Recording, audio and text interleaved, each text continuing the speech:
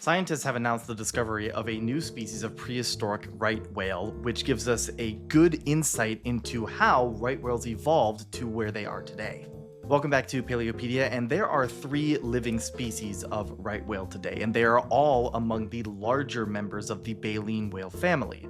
They are found in the North Pacific, North Atlantic, and Southern Oceans, and are all capable of getting up to around 60 feet in length and weighing up to around 70 tons. And like all other large baleen whales, they were hunted to near extinction during the 1819 commercial whaling industry years, but have since slowly begun to recover, with the southern right whales being the most successful at bouncing back from near extinction. While we know a lot about right whales because of their whaling years and because of research into their conservation and recovery, we don't know a lot about them in the fossil record. They date back to about 20 million years ago, but there is a 9 million year gap in their evolution from their early small beginnings to their giant modern counterparts.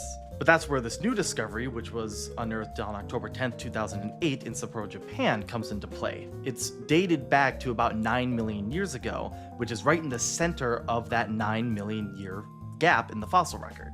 The researchers were able to unearth a lot of the back part of the skull, the spine, ribs, both shoulder bones, and the left flipper bones, which gives us a huge amount of insight into where right whales were, evolutionarily speaking, about 9 million years ago.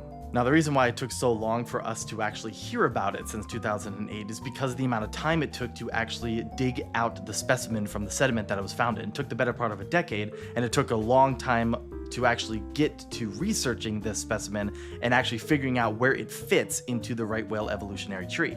This specimen, which has been given the name of Megabalena sapporoensis, or the Great Sapporo Right Whale, is rather large, measuring about 41 feet in length, which is really important because prior to the gap of right whale evolution in the fossil record, right whales were really small. And the fossils that we have after that 9 million gap are of really large species of prehistoric right whales. So for Megabalena to be on the larger side of the spectrum, it shows that right whales rapidly got bigger and got bigger early on, most likely, in that 9 million year gap.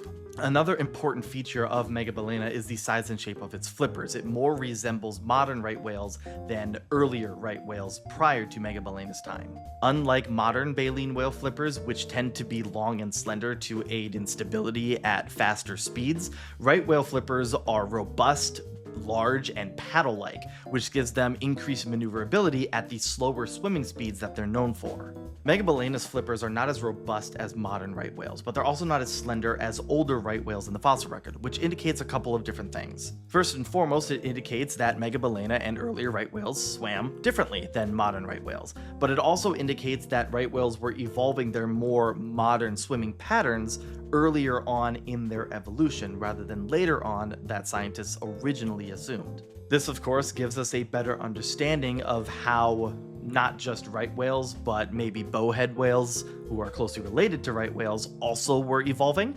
But more studies will need to be done, and hopefully more fossils will be found, so we can better understand exactly how the right whales came to be what they are today.